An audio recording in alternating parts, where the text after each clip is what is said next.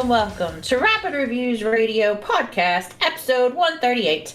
We are kicking it old school today as we are doing a voice-only recording. I'm your co-host, Wilde, and I'm joined by my ever-present co-host, Pete Beckett. Hello. I'm very annoyed about Twitch. So we'll explain that a little bit. Actually, we'll just go into that. Pete, what's the reason why we're recording old school today? Because Kiley decided that one day we should definitely enable two-factor authentication on the Twitch account. We now have been locked out of it because it's linked to my old phone number, not a new one. Yeah. So, and the process to change the phone number takes 4 days. 4 freaking days, which is ridiculous. Yeah, and as I've been very busy this week, I haven't had a chance to do it until Friday. So, yeah. The countdown is on. Yeah, hopefully, and I know they don't count weekends. So, hopefully this week. Never likely to happen even before this one, which is why I put the tweet out immediately on Friday afterwards.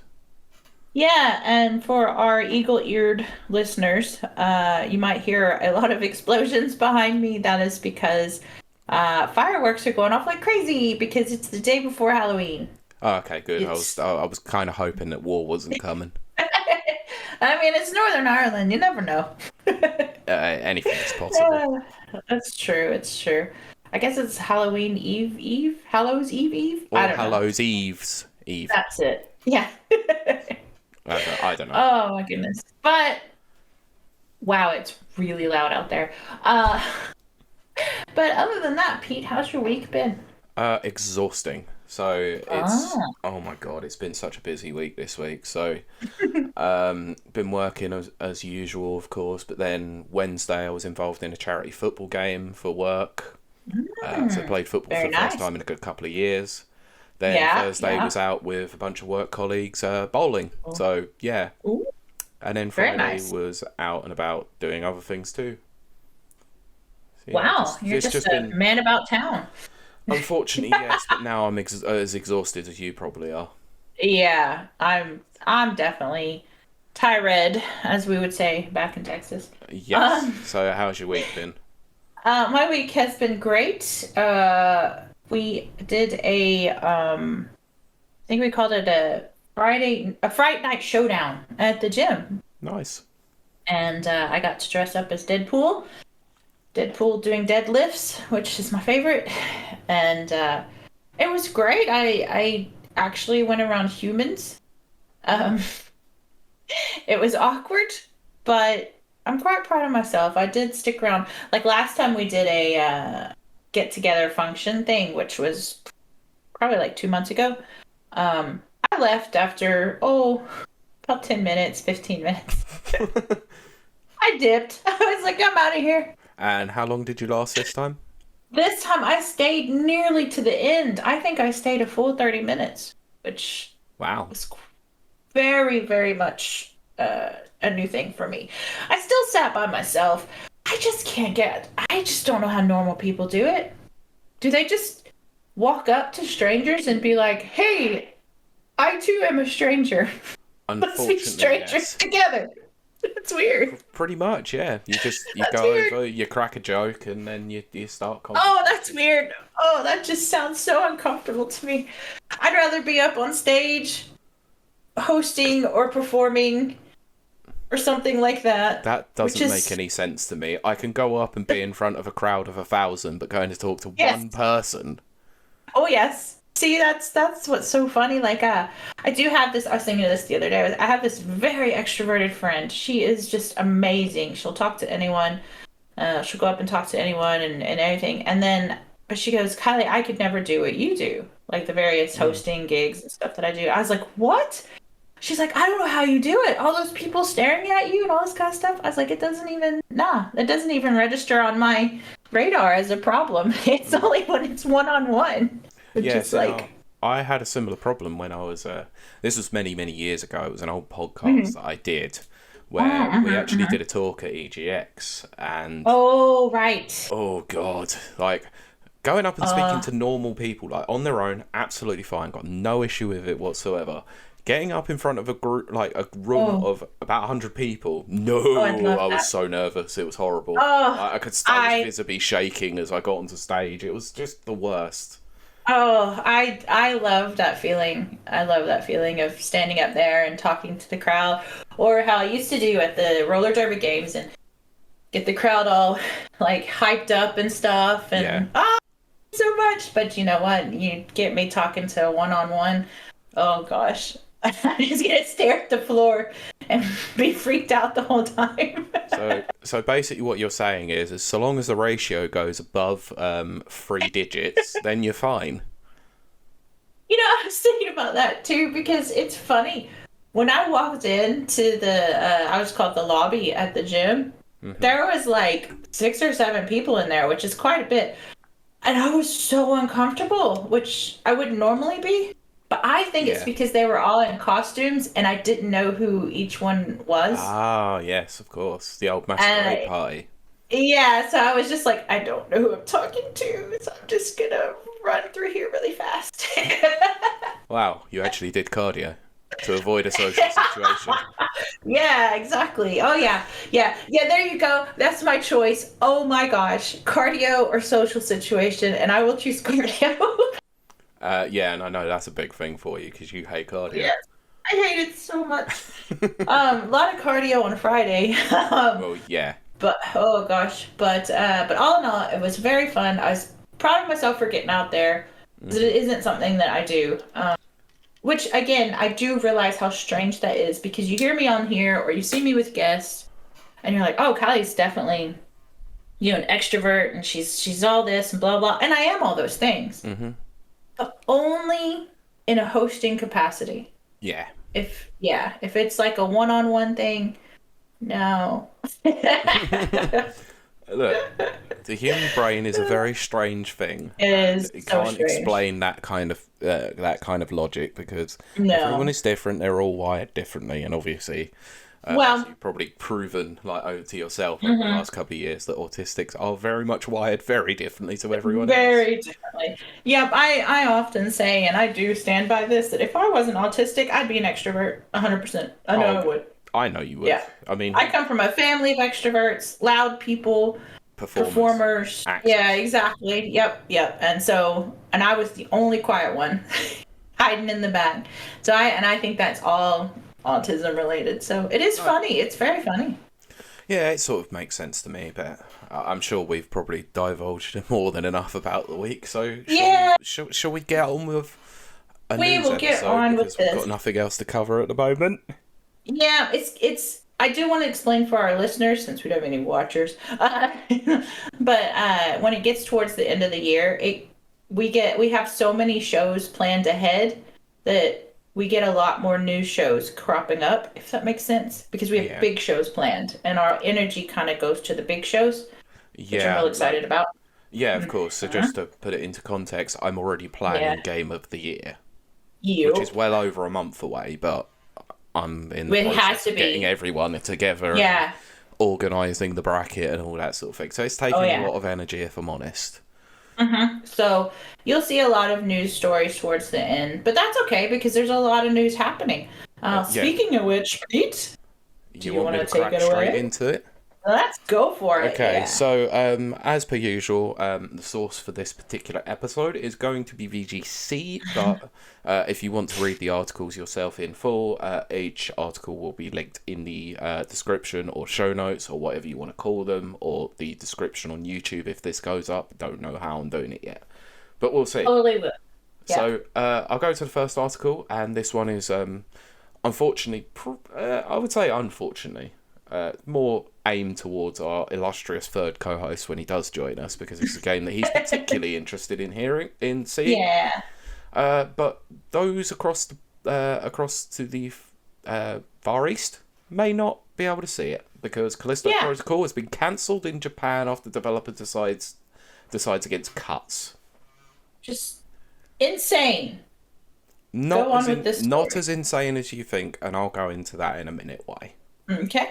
The Calista Protocol has been cancelled in Japan after its developer determined that it would not be able to get a rating for the game without cuts. This is a quote. "We have decided to discontinue the Japanese release of Calista Protocol," the game's official social media account stated on Wednesday. "We have determined that the game cannot pass the Zero rating in its current state and that changing the content will not provide the experience the players expect. We would appreciate your understanding in Japan."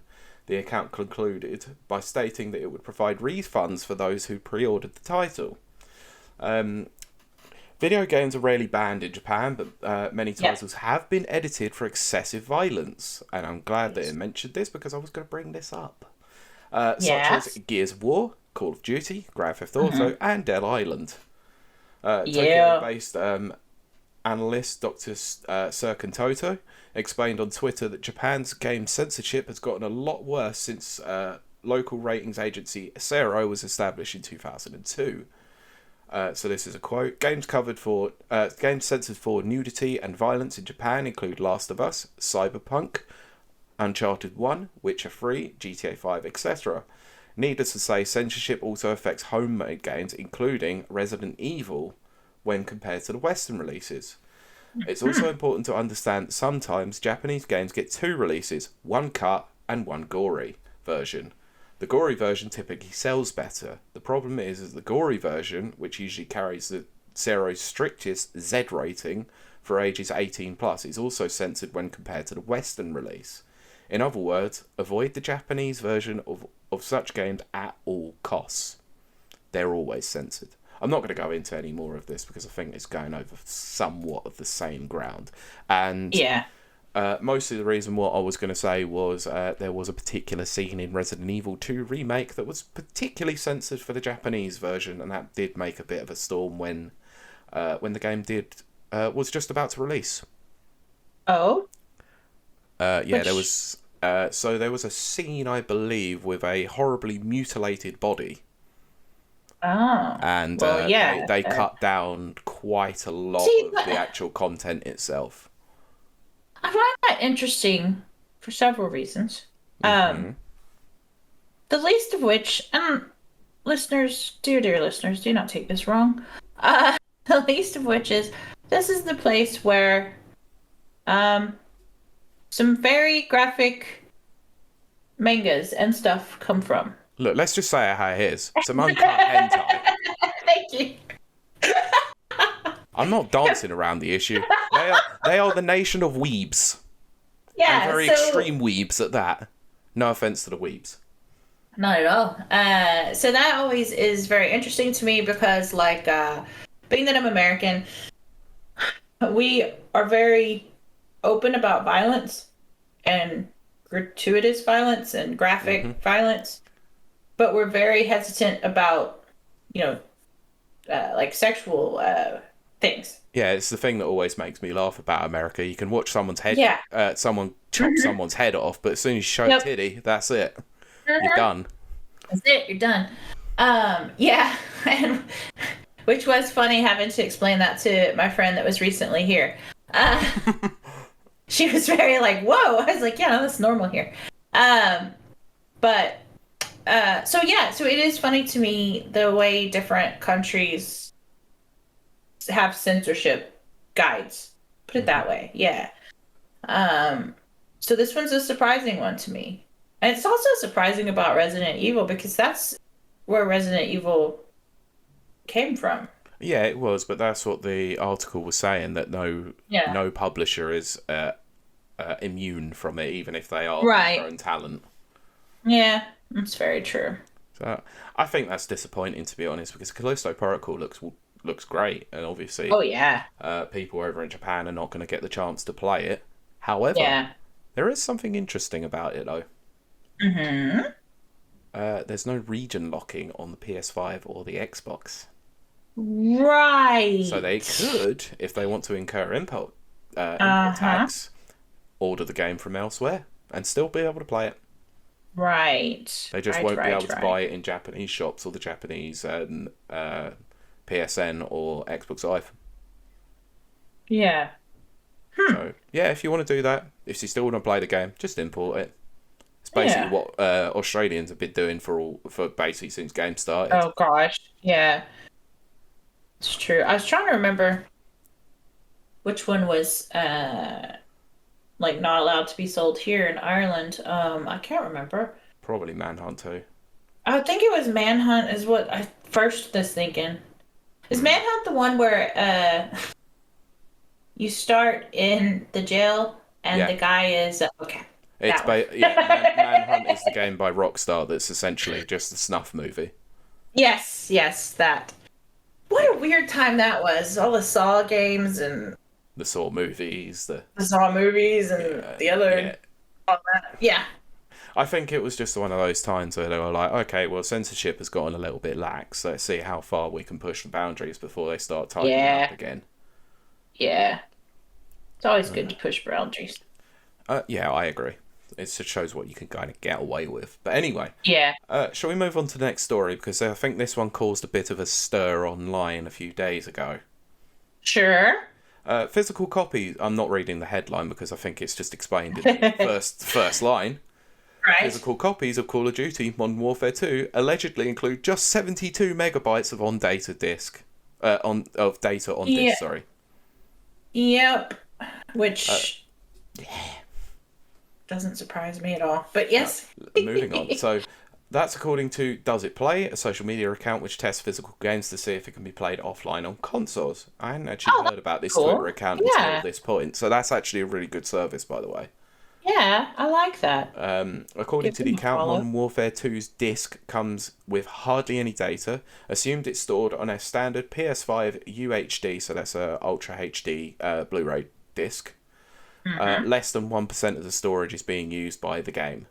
At the time of publishing, download size for the Activision shooter is around about 100 gigabytes, and that's before the release of Warzone 2 next month. So users purchasing a physical copy will still need to download virtually the entire game and still require the disc to play it. VGC has asked Activision for comment on the story. If true, shunning disc storage raises issues of not just data caps but preservation and the environmental impact of printing what are virtually empty discs in plastic boxes. That's where this article starts to lose me, by the way. Oh, right. So I'm not going any further because I'll be honest, I do have a little bit of an issue with the whole printing of plastics and all that for a game that doesn't require it. But I think I'm not even going any further with that. I could talk for hours about the green agenda and all that, and I don't want to raise any eyebrows about that. Right. So I will, however, raise the all-important question of physical versus digital again. Yes. Yeah. And I'm going to turn around and I'll say that Activision Blizzard do not care about physical games anymore. Oh, yeah. No, I'm going to agree with you there. Yeah, I'm going to agree with you. What this reminds me of, and obviously you're probably a bit more old school than I am in terms of PC games. Oh, I was about to be like, what? Yeah, do you remember what it used to be like? What do you mean specifically? What do you mean? You mean the install CD? Oh my gosh, yeah. Well, this is essentially an install CD. Well, yeah, that's exactly, like the first minute I had heard about that, that was my immediate thought was, oh yeah, this is how it used to be done. Yeah, exactly. Like, I'm not surprised. Like, I was not surprised by it. Only because previous experience. So, I guess I didn't think about that, actually, Pete, now that you say that. The new generation does not know about that. No, that's why I decided to raise it. Yeah. I didn't even think of that. That's why I couldn't... I knew, like, it's annoying, yeah, but I couldn't realize why people were really, like, getting kind of talking about it a lot, you know, especially on Twitter. And I was like, why? Like, this is how it's always been. And it was like, oh, wait, now that you've said that, Pete. No, it hasn't always. They don't know that. No, it hasn't always been this way because games, even for the longest period of time, like, have had copies, like, pretty much on disc all the time. Like, yeah, there was some downloading that was required for it because day one patches, of course, you're not going to get past those. But the fact that we've got 72 megabytes, not even gigabytes, megabytes, it does raise the question of, like, and it does raise it in there, what is the point of printing this? Yeah. you know, it is a waste of plastic, it is a waste of a resource, you know. It's only costing Activision Blizzard money, and let's be honest with you, who freaking hell cares, because it's Activision Blizzard, they got more money than God in some degree. So I wonder if it's for legitimacy, is what I wonder. I don't know about the legitimacy in that respect. I think it is more they can argue against physical copies then. Mm-hmm. So if physical copies then go down in sales, they can then turn around and go, well, looks like the people have spoken and all digital going forward. We're not going to print our games on disc. And no, that's a slippery slope, and I hate that. And I don't want Activision Blizzard being the outlier in this one and saying, yeah, we're going fully digital, like completely, like as the first company. Because if they do, everyone else folds. Let's say someone like Konami, for instance, decide to go, yeah, we're printing Silent Hill 2 like remake. We're only doing it digitally. You know, people are just going to laugh at them. Yeah. Like, if Capcom were to do it, then people might take it a little bit more seriously. Right. But if a major publisher like Bethesda or Activision Blizzard or Ubisoft do it, it's game over for physical media, I think. Yeah. I think I actually agree with you on that. I do. I mean, I'm hesitant, obviously, because, well, I've made it very clear about my stance, which is, you know, I'm digital all the way. Yeah. But I know that there's always going to be a core audience that wants the physical copies. Yeah, I mean, I'm one of them, but that's mainly because I worry about the state of game preservation from big companies. You know what I almost wonder? Go on. I forget the company that does do this occasionally, but I almost wonder if you could have a company that contracts out or that is contracted to make physical copies. So you mean like Super Rare or Super Run? Rare and Limited Run, yeah. Where they have been doing that already with Doom Eternal and other games like Scott Pilgrim vs. the World. And if they made it official, you know what I mean? Like officially official, like it's an automatic.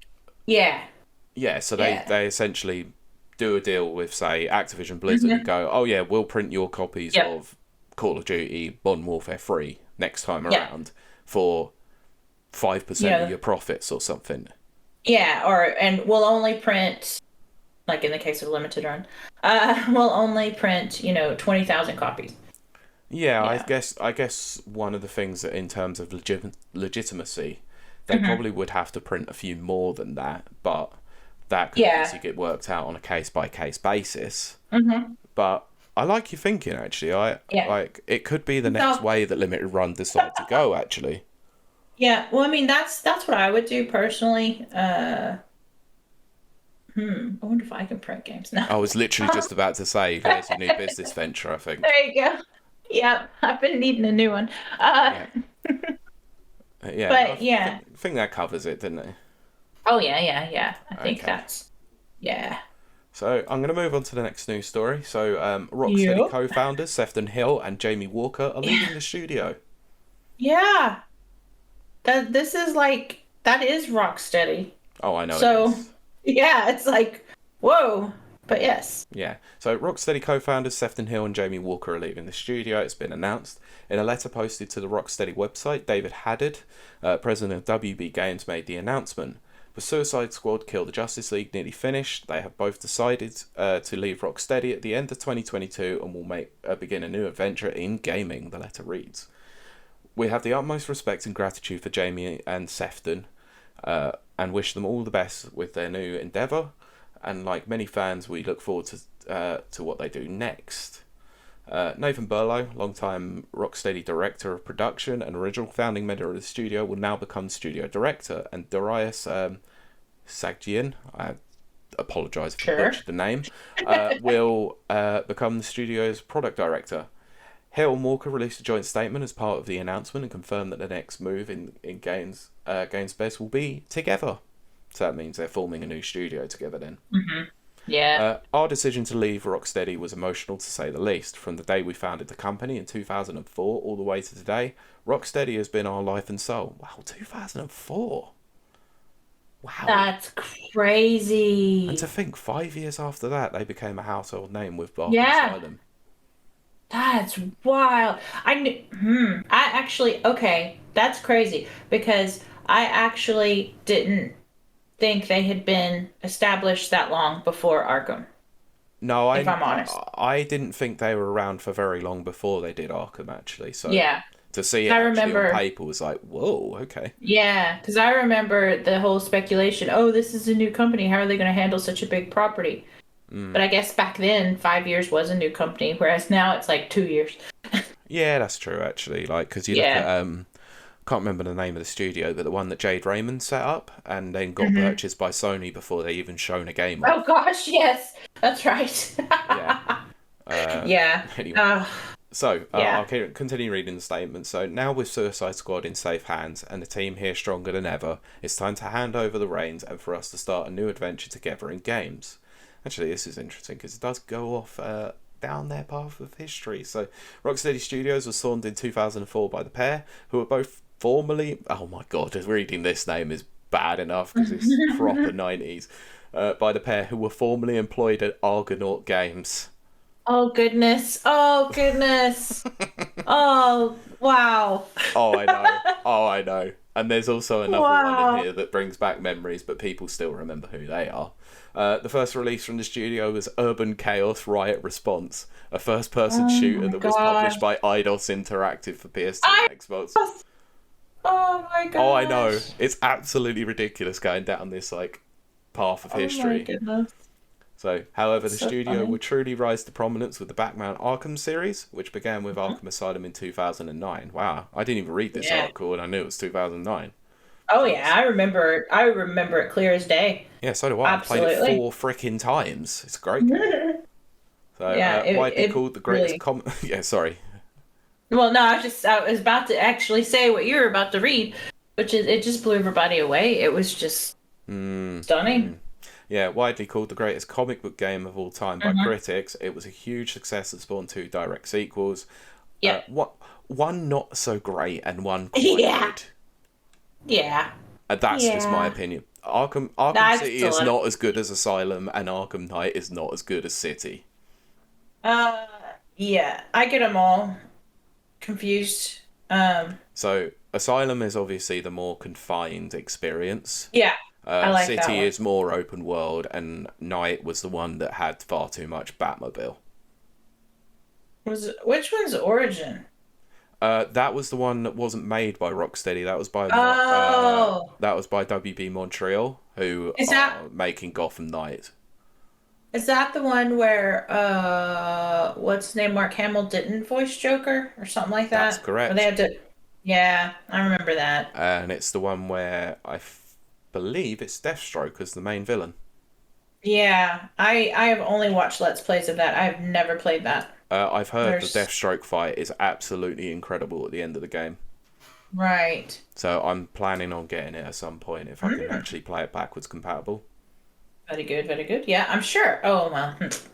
Well, I say that. I probably should Uh-huh. bring Steam up and see if it's on there.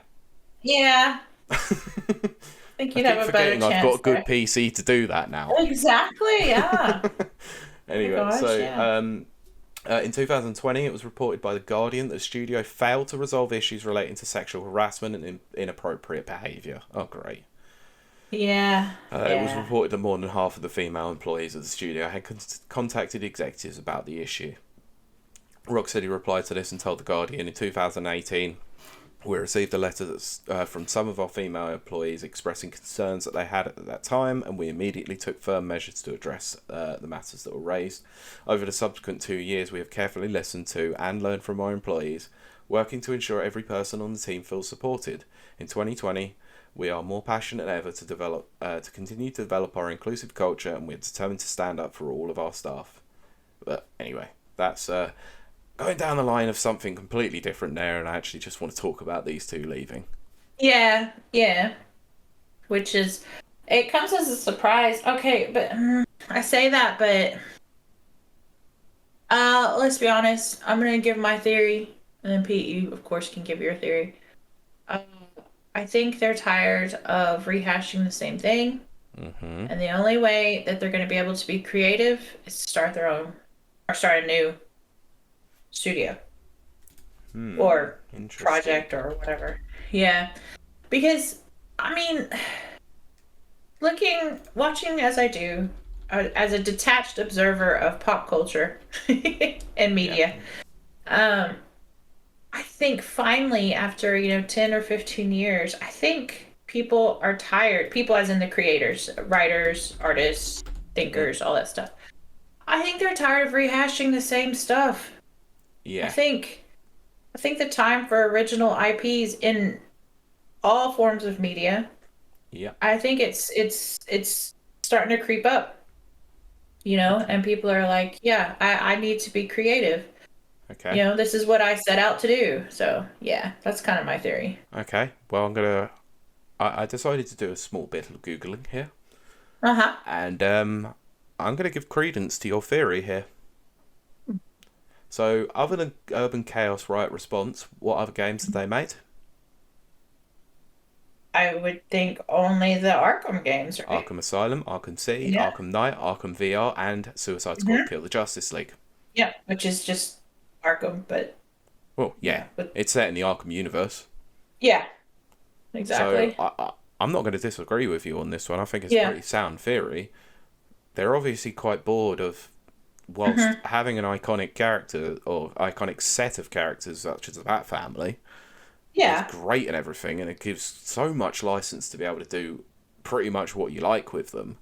Hmm. Clearly, only working on Batman games was not enough for Yeah. them. They probably Oh, wanted to expand beyond that scope, but obviously their parent company is Warner Brothers. So yeah. if they Yeah. see a good money making opportunity for them to make Oh gosh. stacks, let's say, then they're going Do to they keep them on though? Batman. Do they? Because WB's the worst. But I think it's a lot similar. It's a similar vein of Bungie with Halo. Yeah, They were absolutely. tired. They were tired of Halo, as much as I hate to say that. And Hmm. they wanted to do something new, and Microsoft wasn't going to let them. So they said, "Okay, we'll go make our own thing Okay, with blackjack and I'm poker." glad you brought Bungo up actually, Uh-huh. because I'm not meant. This wasn't the news story. Well, I just wanted to talk about this. Have you Uh-huh. heard what their new game is? No, I haven't. Wow, they're Yeah. they're rebooting Marathon. Oh, I did see the rumors of that. Is Yeah, it is they're that rebooting for sure Marathon, then? and how are they doing Oh it? dear. As a free to Oh, play online service game. of course. Okay, how's it? Okay, I'm trying to picture Marathon as a free to play. That's gonna be weird. Okay. Yeah, so But clearly that Bungie money, that oh gosh, Destiny money is Destiny. clearly like fueling their way Something of doing things. something's going on in that direction, I think. Mm. I will save my theories on that unless our listeners want to hear my theories about Bungie and Destiny. Write in, let us know. Uh, because I've actually been thinking a lot about that. Because this phase has been completely different than their previous phases, Yep. which makes me wonder how much is Sony's influence, how much of it is panicking, how much of it is trying new things, that kind Mm. of stuff. But yeah. I'm still hedging my bets on the fact that they're working with Naughty Dog on the factions up multiplayer. I mean, Well, that it standalone makes Last of Us like online service yeah, game. it makes sense. I'm not gonna disagree that that would make sense. Mm. Uh, they're all under Sony now. They are, yeah. So it wouldn't surprise Cannot me if believe they I'm do. saying that. Yeah. Yeah. Uh, I don't want to go into the brass tacks of this idiotic nah. disagreement I had with a Sony fanboy Oh, over the week on Twitter. That was oh, fun. I'll send it to you later. It was a good laugh yeah. actually. Oh, goodness. Yeah, Dear, dear, arguing dear. with fan people No. online is utterly hilarious. It is funny Oh as hell because goodness. they keep moving goalposts every single time. Oh yes. Yeah. But yeah, I'm like I said, I'm not disagreeing with you. Like, good luck to the two, like to Hill and Walker. Like, I hope the new studio goes well, or whatever they decide to do, whether it's setting up a new studio or just taking time for themselves to just create some indie games for a little bit. Even better. Yeah. Who knows? But good luck in the future endeavour. I hope you've left Rocksteady in a really good place, which I'm sure you have. Oh, I'm sure. Yeah. And obviously, I know probably people would look into it like a lot, like that the two co-founders are leaving a studio when they're still in Mm-hmm. progress, but they're in the polishing stage of Suicide Squad. Like, there's not much Yeah. that they can influence in that. Makes me think of Dan Hauser. Yeah, wonder what he's doing. Oh, he saw the writing on the wall. He jumped ship. Yeah, that's what I But mean. I wonder what he's actually doing. yeah, I wonder as well. But I was thinking of that too the other day, which Yeah, is so was I. you and I called it. Yeah, we were like, he's jumping ship, Yep. and then all this nonsense now. What? 2 years later now, Yeah. it's coming out. What a mess Yep. the GTA 6 is going to be. Is Yeah. and is going to be. Also, Yeah. I'm just going to put a marker down because you've now mentioned it. I'm going to guarantee that there will be some sort of article from a certain Jason Schreier around about the time that GTA 6 launches that the crunch culture Oh, crunch never culture. changed at Rockstar, despite how much they said it would. That's a vein he will always tap. No, it's more the fact that obviously Rockstar said that they were changing that culture and they've made it very Yeah. apparent, and I don't think it's changed at all. No, I don't think so at all. Anyway, speaking of companies that like to like crunch culture, that was the worst segue of all time, I think. Terrible, but yeah, go for it. CD Projekt is remaking The Witcher in Unreal Engine 5. Yeah, I want to talk about this. We actually talked about this a long time ago. We did, actually. Yeah. So, this is interesting because I don't know if we really mentioned it on the show, but CD Projekt had obviously announced a stack of new projects that they were working on. Yeah. They were all Yes, that's codenamed. correct. Yeah, of So course. I'll go in. I'm sure this article will probably mention that. So let's go into it. So CD Projekt has announced that a full-fledged remake of the original Witcher game has entered production. According to the company, the remake will be built from the ground up in Unreal Engine 5 and is currently in the early stages of development at Polish studio Fool's Theory, where veteran Witcher series staff are involved. CD Projekt Red is providing full creative supervision, it's stated. It's been confirmed that the remake is the same title that was announced earlier this month as Canis Majoris. So, Right. codenamed. Yeah. So, anyway, this is a statement. So, Big it's dog. still early, and we want to ensure that the game is created with the utmost care and attention to detail. Therefore, while we're excited to share the news with you, we want to ask you for patience, as it will be a while until we start talking about this project in detail. CD Projekt Red boss Adam Badowski said in a statement, "Thank you for all that controversy that made me actually know how to pronounce his name correctly." Yes. The Witcher is where it all started for us. Did it? I mean, for them it did, yeah. I actually thought that I thought they got their start actually translating PC games and then moved on to The Witcher after that. Yeah, but it didn't put I them know on the what map. I know what Yeah. they mean by. I'm just playing semantics, all right. Oh, yes. So The Witcher is where it all started for us for CD Projekt Red. It was the first game we made ever, and it was a big moment for us. Going back to this place and remaking the game for the next generation of gamers to experience, it feels just as big, if not bigger. Collaborating with Fool's Theory on the project is just exciting, as some of the people there have been previously involved in the Witcher games. They know the source material well, they know how much gamers have been looking forward to seeing the remake happen, and they know how to make incredible and ambitious games. And although it will take some time before we're ready to share more about and from the game, I know it will be worth the wait. So, do you have any comments on this? I've got a few. It's gonna be more of a ramble, so you'll have to keep me on track. Right, I'm strapping in for this one. Uh, okay, so Witcher is not the strongest of all the games, believe it or not, even though people will argue with me on that, but it's not. Okay. Uh, I think putting a fresh coat of paint on it might bring in an audience. Mm-hmm. They've got to change a lot to it, though. And yeah, I mean, I'm sorry this is going to be so lame to some of y'all, but I mean, it is kind of, I don't want to say it's problematic. I think that's too strong of a word. It's a product of its time. So it might need a little bit of polishing on certain things.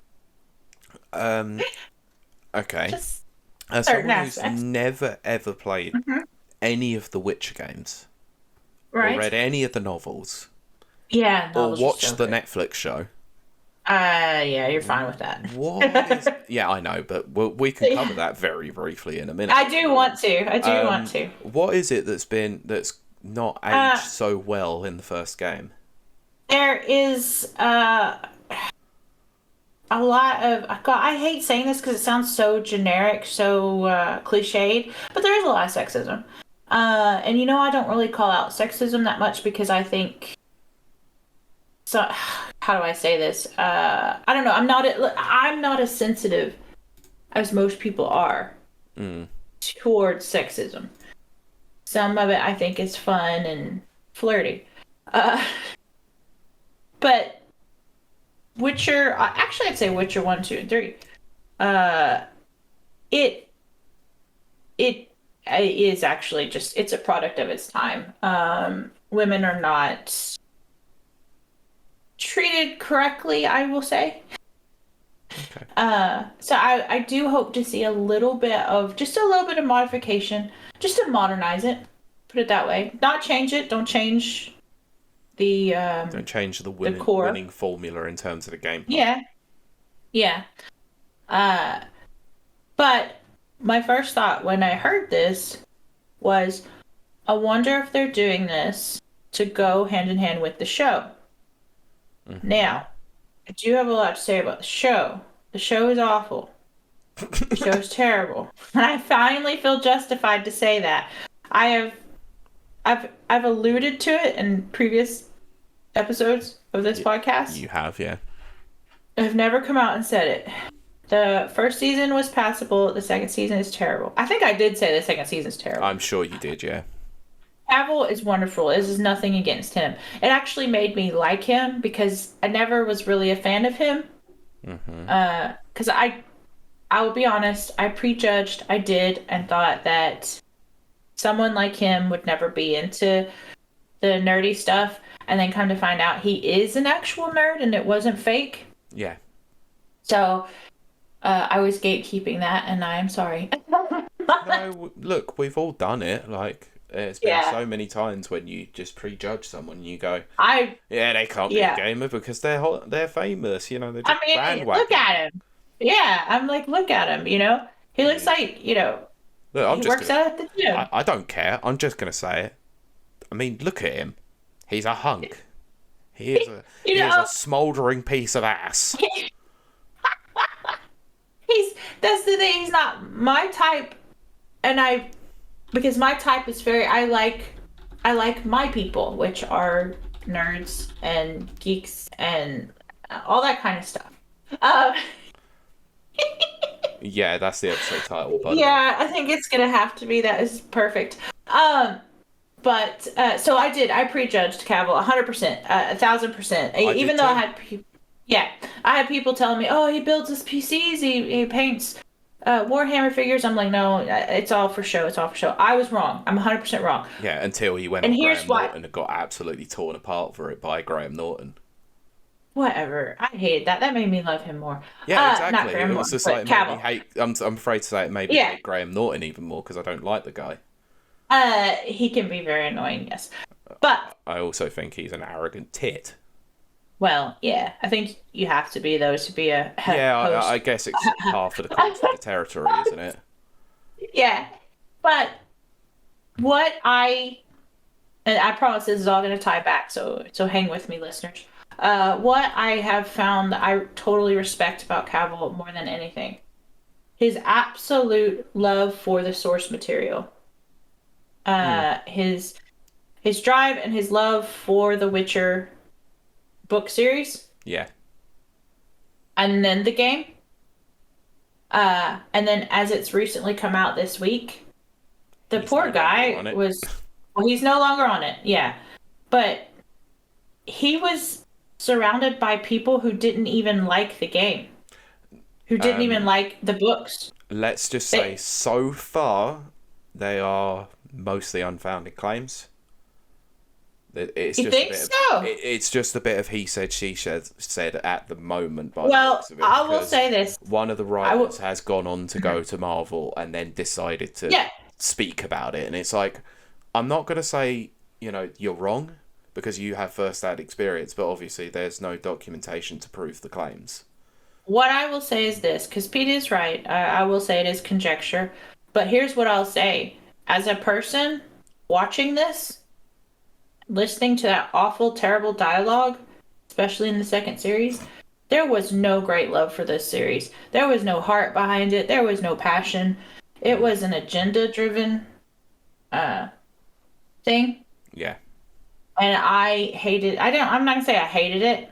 I severely disliked it. So, having said all that, and yes, as we now know, Cavill's leaving, and they're replacing him with Liam. What's his face? Liam Hemsworth. Yeah, the lesser Hemsworth. One of the lesser uh, Hemsworths. yeah. Um, which is such a strange. They're not even in the same league. You I'm know what I mean? Yeah, I'm afraid to say that Liam is not exactly leading man material. He's a rom-com leading man material. Like he'd be cute in a little, you know, romantic comedy type thing, or even like a Shakespeare in Love thing. I actually Yeah, like yeah, Shakespeare yeah. in Love. That's a good movie. Um, but as a superhero, I mean, freaking Cavill. Well, Cavill is Superman. I mean, I was gonna say Cavill looks like he walked off the pages of a comic book. Well, duh, because he's Superman. Uh, so it's very strange. But I mean, hopefully, there does seem to be fans of the show. I still can't believe it, but whatever.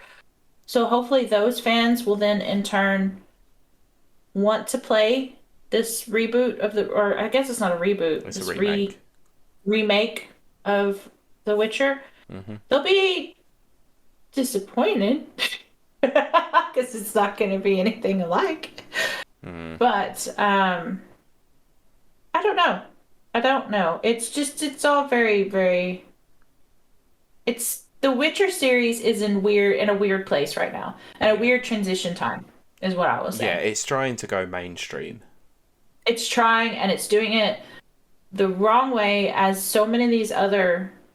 We've said this. So many other comic book and video game series are doing. They're going against the source material, Yeah, which I it's like just don't they're. get. Yeah, I don't get it. It's like they're relying on Hollywood too much, despite the fact that And the games industry is a lot more profitable than Hollywood is at the moment. oh, it's like I said, either it was last week or the week before. Got these games with these amazing, just wealth of storylines and characters, and they don't do it. they Yeah, they go off like Halo was, I think, what we were talking about. They go off and they make their own thing, and it's like, why are you doing this? This is a pre-established. You've got a built-in fan base of people who exactly. are willing to spend money on on this I, stuff. but I think that's So where the problem is that they've already got the fan base that they can kind of exploit in that way. They know that they're guaranteed viewers or, customers. Let's say, they're well, always going to be. They're going to have the base to sort of go. Yeah, look, we definitely care about you. yeah. Well, here's what I hope. I hope. Speaking of the guy that went to Marvel, he's doing X-Men '97. Yeah, And he said everyone on his staff loves the X-Men, specifically that time period, yeah, which is one of the best X-Men time periods would be the 90s.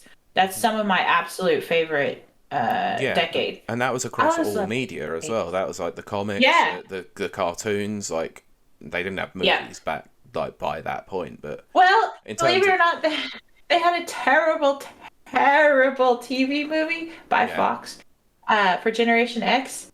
I've watched yeah. it. It is awful. It is awful, but it's got actual X-Men in it. It's weird. And at that time, there was also a oh frick, what's I'm blanked out because I'm getting very tired. Samuel L. Jackson's character in the Samuel Marvel Jackson. universe. In the Oh, Nick Marvel Fury. universe. Nick Fury. There's a Nick Fury movie with Hasselhoff as Nick Fury. What the hell? Yes. Oh yeah, that was before they made Nick Fury black. Well, yeah. Yeah. And but I think it was around the same time. Anyway, so having said all that, do apologize to our audience. I am rambling because I'm very tired.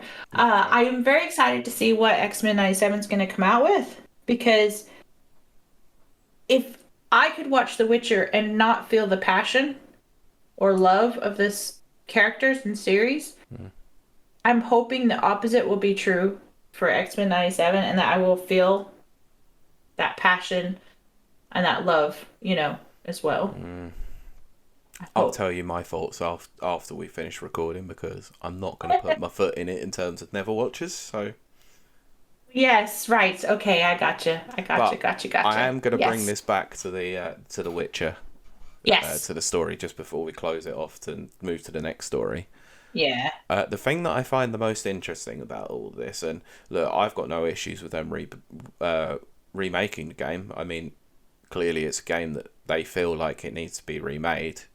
It was for a niche audience on a PC, and I don't think it ever got a console release, did it? I don't think so. I mean, I know could be Witcher very wrong, 2 but I did. don't. It did, yeah. So But I don't think it did. no, so this one is obviously going to try and cater to the new audience. It's going to, like, there are people who obviously picked up Cyberpunk who weren't particularly familiar with CD Projekt at the time. Yeah. So they have picked up some new fans, let's say, especially over the last 2 years of actually, making the game work, who will want to probably go back and play some of their older properties. Fine. Modernising them is never really a bad idea, let's say. But Yeah, it depends on how it's done, but yeah, the interesting side of it for me is that they're clearly trying to speed the process up by choosing Unreal Engine 5 rather than the proprietary Red engine. Yes. Which I did forget to address that, although I think we addressed that on the previous when we talked about it before. I find that fascinating. Yeah, I really do. I do as well. So I'm wondering how long this is going to take with their integration for Unreal 5. Yeah. I think it will be faster than if they had stuck with their other engine, is what I think. Yeah, I also think that the amount of technology that's available in Unreal Engine 5, considering that Matrix Unreal demo, Yeah. I think they could build an incredible game off of that. I do as well. As well. Anyway, I think we've spoken more than enough about that one. Yeah. So, do you want to cover an angry story or an even more annoying story? Oh my gosh, I have so much to say about our next two things. So do I. Let's go in the order that it is. Okay. Oh, yeah. Yeah, I saw this one earlier on in the week, and I just looked at it and I went, Yeah. for God's sakes, again. Yep. Yep. So, And this, people- yeah. So I'm just going to read this as is. I'm just going to, Yeah. and then we can make comments about it. People who strongly identify as, quote, gamers, are more prone to racism and sexism, study suggests. A new study has suggested that people who strongly view themselves as gamers, TM, sorry, I had to put the TM on there, as part of their personal identity, are more likely to be prone to extreme behaviours such as racism and misogyny. That's according to Internet Fusion and Extremism in Gaming Cultures, a research paper by Take This. Please never, ever, ever use that term for this. That research paper by that company. Because that makes me think of Phoenix Wright. How so? because every time he presents evidence, he says, "Take this." Oh, just like this. Yes. Yes. Right. A Right. mental health advocate. Look, I'm not going to argue with that. Mental health advocacy, not going to disagree with that. Yeah. Big proponent Absolutely. of it. Organisation with a focus on the games industry. Toxicity has long been known to exist within some parts of the video game community, and this research Mm-hmm. seeks to understand how this occurs. The research explores the potential role of identity fusion in toxic sessions of gaming communities. What the hell does that even mean? Uh, Anyway, identity fusion is described as a deep, visceral sense of alignment with a group or cause that strongly oh pervades an my individual's gosh. personal life to the point where it compels people to enact pro-group behaviours even when Oh, it is personally costly to do so. normal humans. That's normal human behavior. I know this because I'm autistic. Yeah, speaking to Vice, one of the authors of the study, Dr. Rachel Cowart, I apologise, emphasised that its findings refer to this smaller, toxic portion of the gaming community who showed signs of gamer culture taking over their personal identities, and that there's no suggestion that the wider populace of players is extreme. Well, I'm afraid to say your headline would state otherwise. This is where I have a bit of a problem with VGC because they've picked up on this like quite badly, I think. Right, okay. It's important to note that, according to the research, identity fusion is not unique to gaming and has been studied in various other groups, including members of the military and competitive sports, and found to Yes, align with both exactly. pro-social behaviour, such as a Yeah. willingness to help others, as well as anti-social outcomes such as hostility and aggression. However, take this as research suggests that gaming spaces may be particularly conducive to identity fusion due to the belief that shared experiences are effective in facilitating it, especially when the experiences are challenging and engaging. We have individual identities and social identities. So I am Rachel. This is the Noah, by the way, or Koa, I pronounce her name. So I am Mhm. Rachel. I am female, and I am a gamer. I love The Witcher. Wow, I wonder why I chose this story. These are my social identities and are separate. Identity fusion is when the social identity, the individual identity, fuses together and you can't tell them apart or tear them apart. The way in which fusion is shown to develop makes them more susceptible to extreme behaviours. The researcher went on to use the example of a military veteran whose work identify leaks into all aspects of their life until there is not much difference in between Doug the soldier and Doug the farmer. Those who have gone through this identity fusion are said to be susceptible to extreme pro-group behaviour. The So research was comprised of 3 studies which surveyed hundreds of people. Well, I'm afraid to say your study group is very small then. right. Of people who played video games and analysed their beliefs, such as whether they related to right-wing authoritarianism or the alt-right Yeah, I got problems with the alt-right movement. Yeah. Or the views on women and minorities.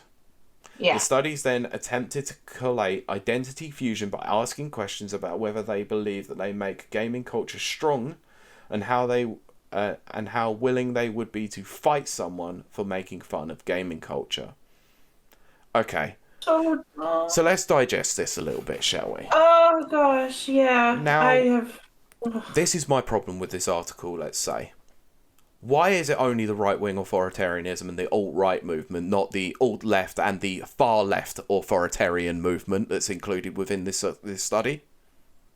Because they're equally just as bad as each other. I mean, before we even touch on that, as being autistic means that I am often a detached observer. I'm curious about humans. I'm curious about human behavior, and I'm Mm-hmm. very curious about social interactions because I don't have. I have a smaller prefrontal cortex Yeah. than normal humans. Mm-hmm. So I get very confused easily about these social structures and blah blah blah blah. So having Sure. said all that, everything she described is just normal human behavior. Yeah, That 100% agree with you there. yeah, and the fact that it's labeled gamer behavior is intentional. That's intentional. That's intentionally done to, you know, work Disparage up the the gamer community and to cause a well. reaction. I was to say more cause a reaction because apparently this paper is probably it's probably university related. It needed to be done. Maybe it's a dissertation. And, I don't know. and let's be honest, it's not like that. There's not like there's a political movement going on in universities at the moment towards a particular way of politics, is there? Well, I mean, I don't know about that, but I do know that nothing stated was abnormal behavior. No. And I also find it interesting that I and you, Pete, we may not walk around going, I'm a gamer, but we I are. do, actually. I tell people I'm a Okay. gamer. Well, we're in the gaming community.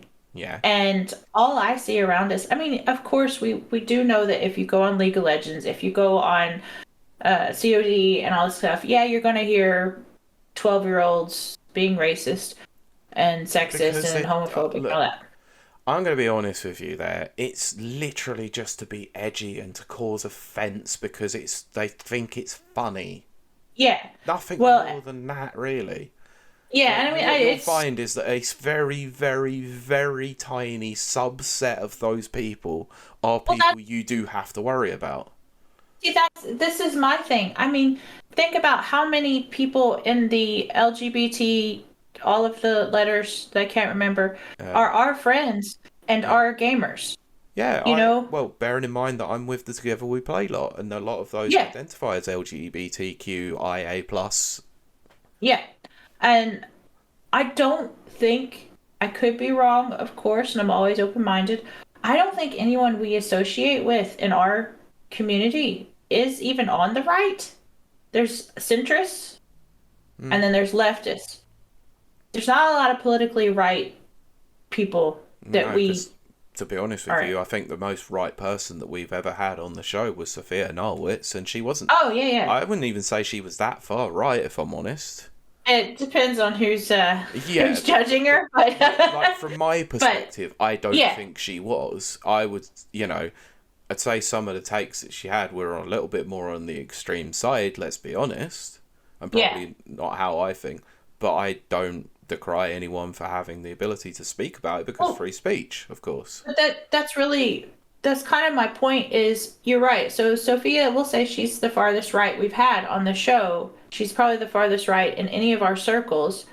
Uh, and even that, she's the minority. Yeah, an absolute minority in this one. Absolute minority. Yeah. Um, And I'm like I said, I'm and not decrying them whatsoever. Like they're entitled to their opinions, and oh yeah, I yeah. may not But agree with them, but I'm that's the strictly way of the speaking world. numbers here. Yeah, no, absolutely. But I'm strictly speaking numbers here. I mean, yeah, you can't really use your own anecdotal evidence to. But I don't know where I just feel like, was she just polling 12-year-olds? It kind I of want to know feels the like that way, if demographics. I'm honest. Yeah, I'd like to know the demographics. Yeah, because basically everyone in our circles is 18 plus.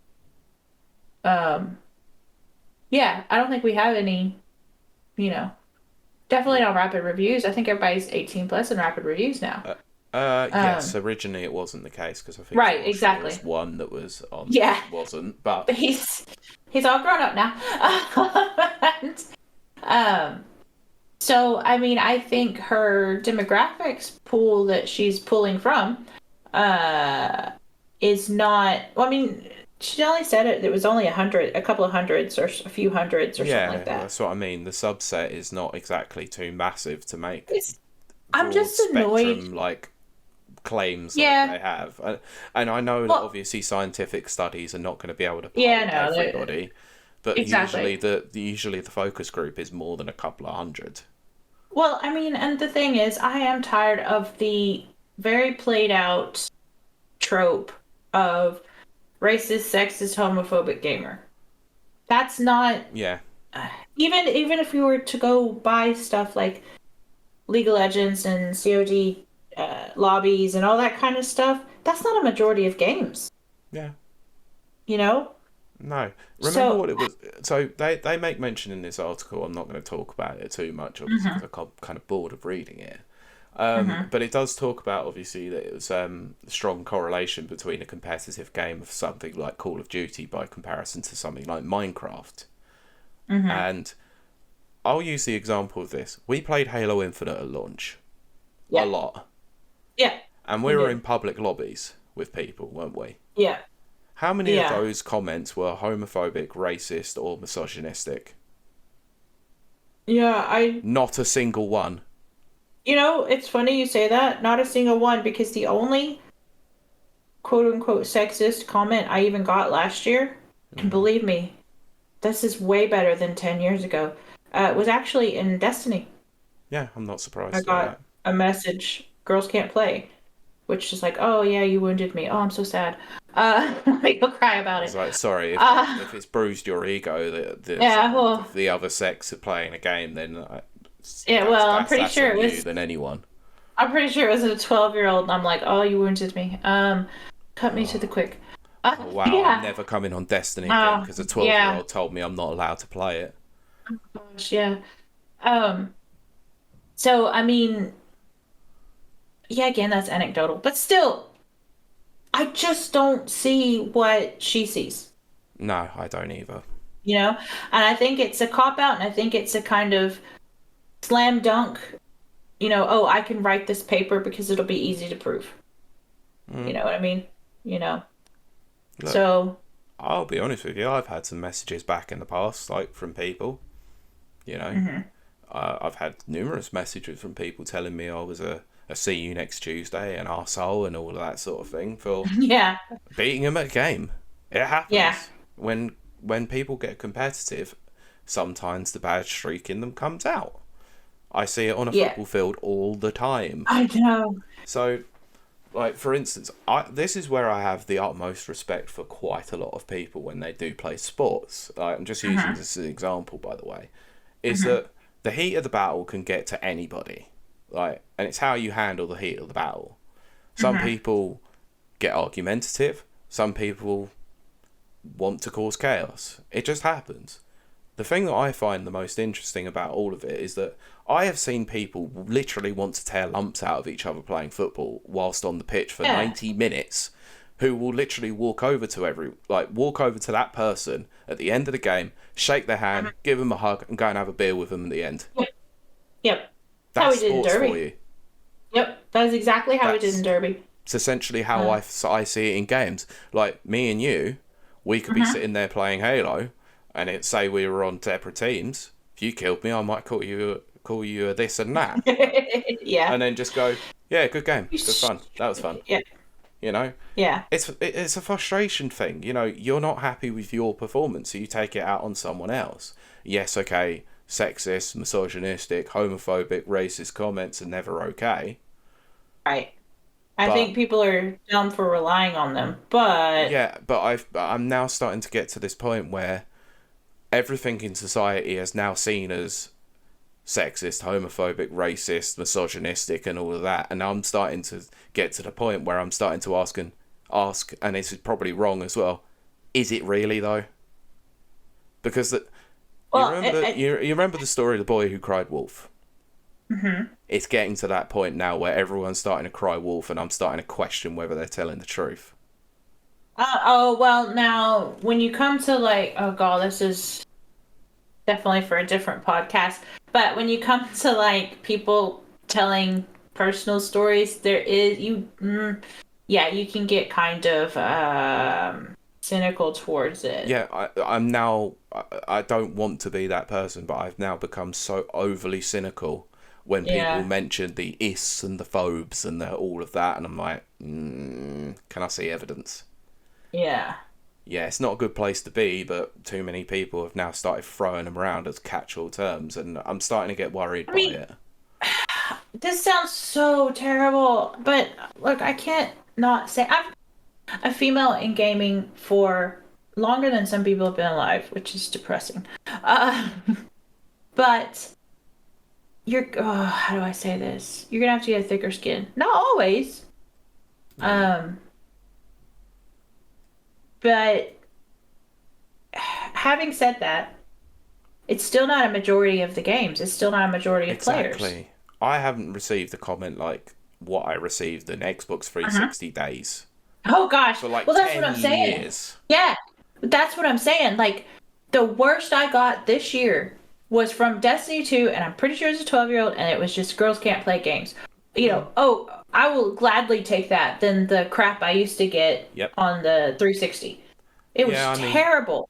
oh, it was awful. Yeah, the worst I've Yeah. had since like that time was someone I played on Street Fighter 5 on PS4 Hmm. who told me I sucked because I was a noob, and it was like, okay, yeah, that's really inventive. I sucked because I'm a noob, but I beat you, so that makes you an even bigger Yeah. noob, I'm afraid. But some of the stuff Yeah. I used to get on Xbox Live, where it was like, It's they used to terrible. call you a "see you next Tuesday," you N word, and it was like, Oh, yeah. whoa, okay, I used to have to just mute the channel, or yeah, mute the voice yeah, channel, yeah, so did because I. because it was like, oh, nope. I'm not gonna sit through this because it is, very bad. But that was, you know, 15 years ago. 10 to Oh 15 crap. years ago, yeah. Oh my gosh. I Yeah. know, I know. And oh, my life just flashed before my eyes. It was very boring. It was very boring. And yeah, so Yeah, that the problem I have with this, and then we will move on, yeah, is that we as gamers know this. Everything we just talked about, we know this.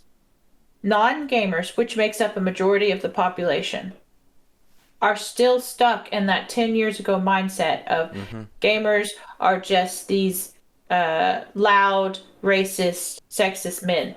Basement dwellers, Boys. basically. Yeah, men and boys. Um, and that's just simply not true anymore. No, it's not. If it ever really was true, but it's definitely not true now. No, we've looked at the demographics, and there's a lot higher percentage of female gamers these days than there ever Mhm. has been. Well, I was gonna say I like the theory. Somebody put forth the theory, which is because I've been playing games my entire life. When my brother got his consoles, I was bam playing them. Yeah. But no one thought to poll females back in those days. No, they didn't. So there's a lot of girls my age that are gamers currently and were gamers when we were little, but we were never counted No. because nobody thought to ask us. Yeah, So, that is yeah, very true. yeah. So ultimately, what it comes down to is that's an old trope, and it needs to just die. It needs to fade out. Yeah, It's just not true now. Yeah, are there some just loud misogynistic gamers? Yeah, of course but there is. that's probably no more percentage than there is in the entire world, Mm-hmm. percentage wise, if that makes sense. Yeah, I agree. Yeah. Anyway, going to move on to the final story, and this is You. a third update, or Yeah. another update to the story that's now been going on for 3 weeks, and has pretty Yeah. much led us to doing another news week. Yep. Thanks, Helena, really helping with Yeah. that. So I'm not going to read the headline because it gives too much away. Former Yeah. Bayonetta voice actress Helena Taylor has reignited the dispute over her exit from the series and confirmed press reports that she was actually offered significantly more than $4,000 she initially claimed. So this Yeah. is a bit of a weird one because she states that she doesn't confirm it, but actually does confirm it in her tweet. So let's just go Hmm. through it, and then we can briefly discuss it. Yeah. So, in a series of videos published on social media, we already know. So, this is a catch up for those who might not have been here for the past couple of weeks. So, Taylor, who had been replaced as Bayonetta in the upcoming Switch sequel by veteran Jennifer Hale, the game is now out, by the way, criticised developer Platinum Games and called on fans to boycott Bayonetta 3. Voice actor claimed that at the time she was made a final offer to do the whole game at $4,000 US, and she called the offer was called immoral and insulting.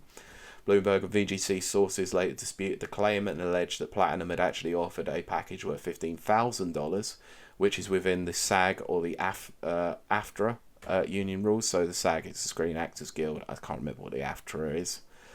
Yeah, I don't. In a series of tweets published on Monday. So this is where things start getting a little bit different. So Taylor confirmed this figure, but claimed that powerful journalists were trying to discredit her. Speaking to VGC earlier on in the month, Taylor had claimed the suggestion she was offered more than 4,000 categorically untrue. She also had labelled claims by sources that she could have earned 15,000 an absolute lie and a complete joke.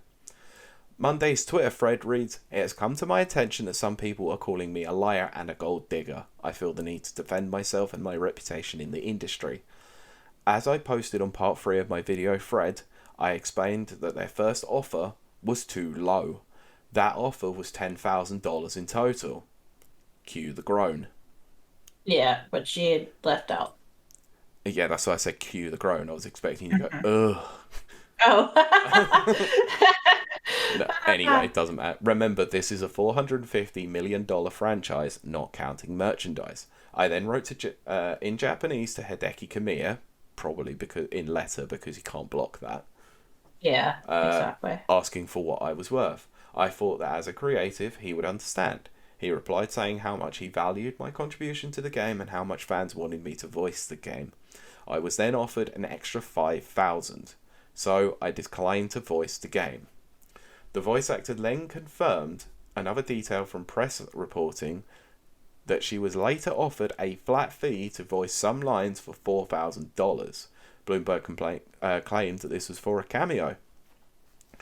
Yeah. Any other lies, such as 4,000 for 5 sessions, are total fabrications, she stated.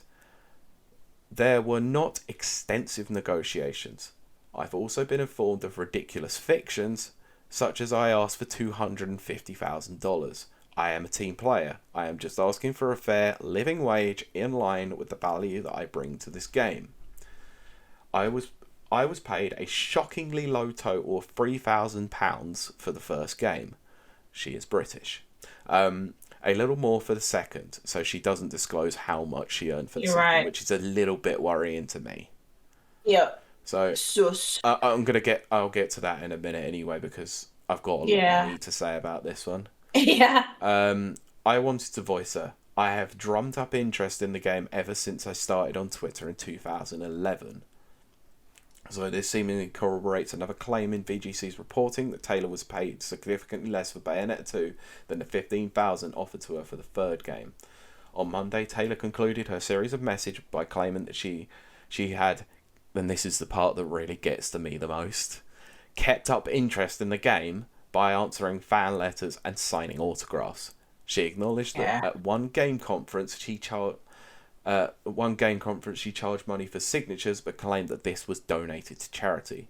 She concluded, "There are people who are attempting to throw shade and discredit what I say. The industry is powerful. They have powerful journalists too. They are trying to save their asset. Don't fall for it." Oh my Anyway, goodness.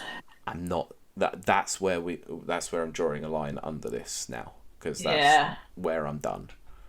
Yeah. So, do you want to take this first? Well, yeah, mine's very quick. I don't have much to say because since we started reporting on it, I was very clear. Don't boycott anything.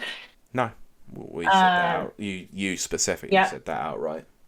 And that she was very self-centered, and I still stand by that. I think this shows that she might even be, have narcissistic tendencies. Yep. And I'm glad we avoided emotional reactions to this because holy freaking crap. I'm stunned because here's why. Voice actors deserve to be paid more. That's full stop. Yep. I think we made that very, very clear, or even on the first time that we reported on this. Definitely. And I will stand by that forever. Yep. But this lady's got some problems that I think are bigger than not getting paid whatever she was wanting to get paid. I think there's some underlying issues there, and I think that even though I'm not going to say his name right, Hideki Kamiya, yeah. Yeah. Even though I don't think he handled it well, I No. still don't think he handled it well. Uh, I think that he made a good decision by cutting off all contact with her. Put it that way. That's I, the most charitable way. yeah, I'll also be honest in this one. I think he actually did the right thing by not answering any more questions about it. Well, yeah, I mean, I think the ultimate goal was the right idea. I think he went about it the wrong way. Yeah, But like in theory, yeah, like in actuality, he handled it badly, but probably because yeah, he was told by his lawyers to shut up. yeah. But I think the end game was the right way to go. Hmm. So that's my very charitable way to explain my position. Sure. So what Okay. about you, Pete? Well, this statement itself has so many problems with it, and based on the fact that I've played a lot of Phoenix Wright games, I can spot contradictions everywhere in this particular third statement compared to the first video Oh yes, messages. definitely, yeah. So she's stating that she got offered $4,000 for the entire Yeah, game. Well, yeah, she's now confirmed that she was offered $4,000 for a cameo role, so not the whole right. game. Like, so the problem I have is that she stated that she got offered that 4,000. It's now come out that she was then offered 10,000, which she failed to disclose in the first videos, and then was offered an extra 5,000 to make it up to 15,000. Once again, wasn't stated in those videos at all. Like, she wanted people on her side, and rightly so, because she wasn't, like, people aren't paid enough, like you said. Yeah, Like, voice yeah, talent are not paid enough. yeah, Obviously, they're part of a union, and the union would come up with those rules, but the yeah. union needs to do better work in getting them better I money then. I do agree with that. Yeah, But she then has a narcissistic problem in the fact that she's then taken this far too personally and gone, well, they've offered me this amount of money, but I'm going to lie to everyone and tell them that I was only offered X amount because it sounds a lot yeah. better as a figure. What is that called? Like sin of omission or something like that?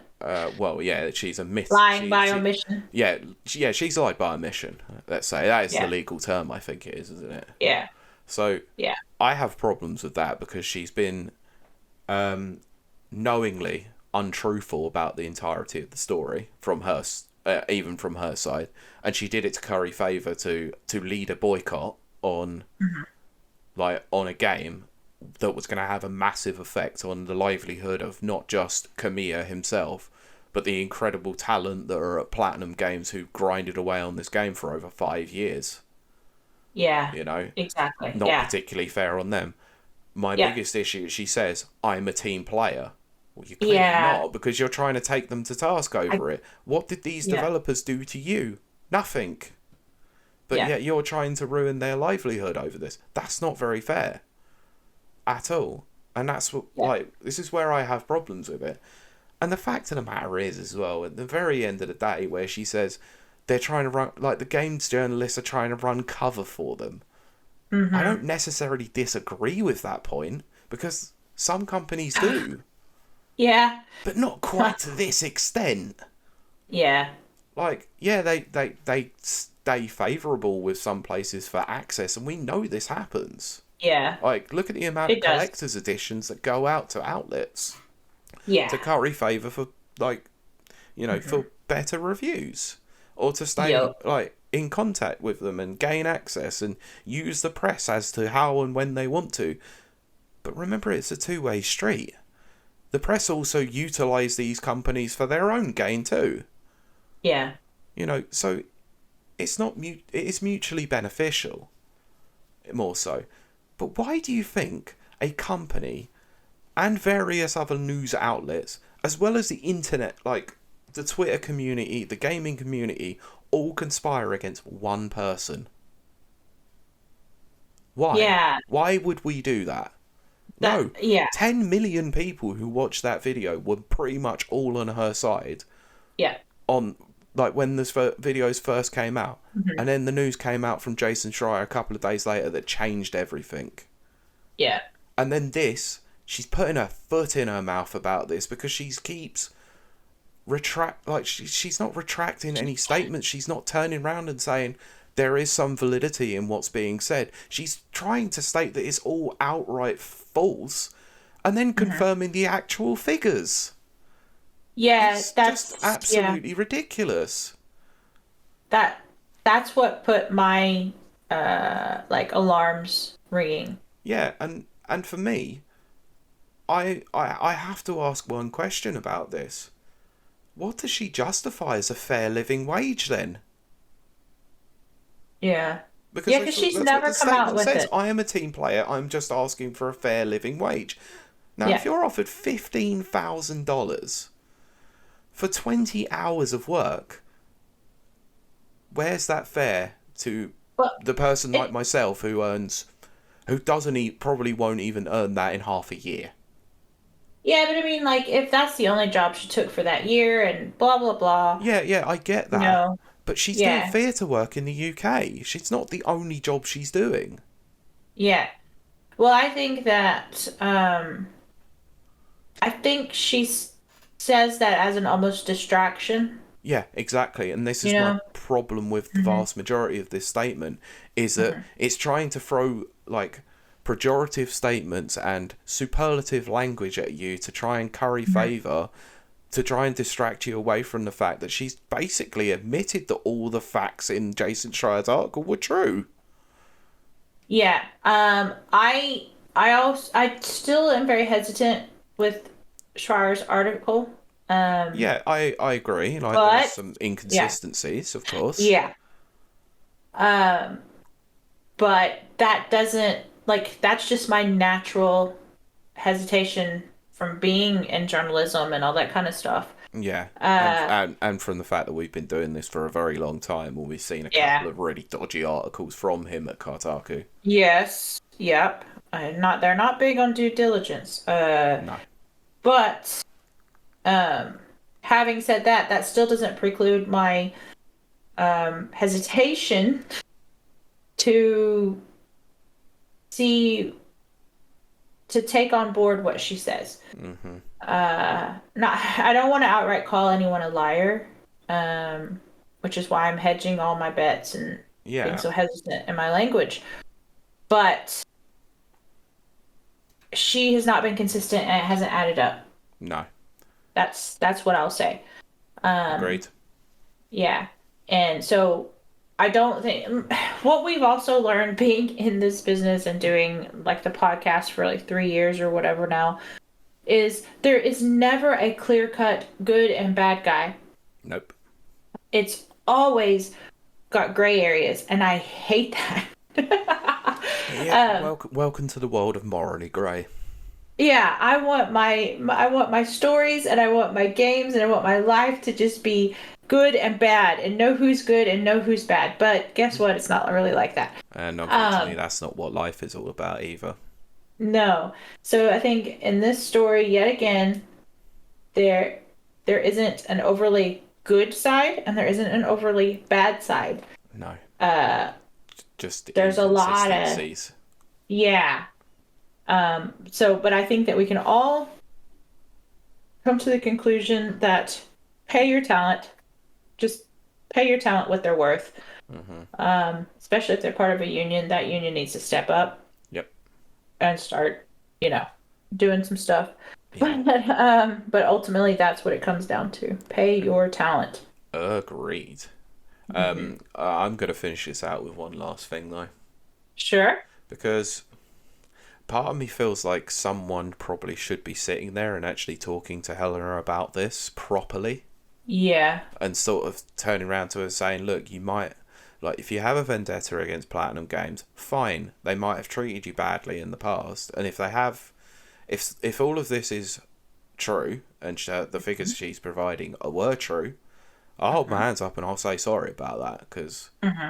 I did, but I think in this situation sometimes, and this like I know she's never going to listen to this, but if she does, Helena, sometimes saying nothing is better than saying something.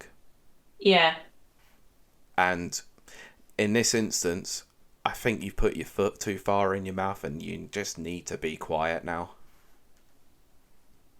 Yeah, I'm gonna agree with you on that. I'm gonna absolutely agree with you. It's time to be quiet Yeah, now. and that's the nicest way I could put it, because some people on the Yeah. internet have been pretty vitriolic about it and gone, Oh, you need to shut up. It was like, no, I don't think you need yeah. to, but I think you need to err on the side of caution the next time you decide to tweet. Well, that's the thing. I've seen a lot of very awful takes and very Yep. negative things. I think we're so I can say this so that we don't get ourselves in trouble. I don't think that we're dealing with a a very healthy person. Put it that way. I agree. And I don't think negative and mean tweets are beneficial to unhealthy people.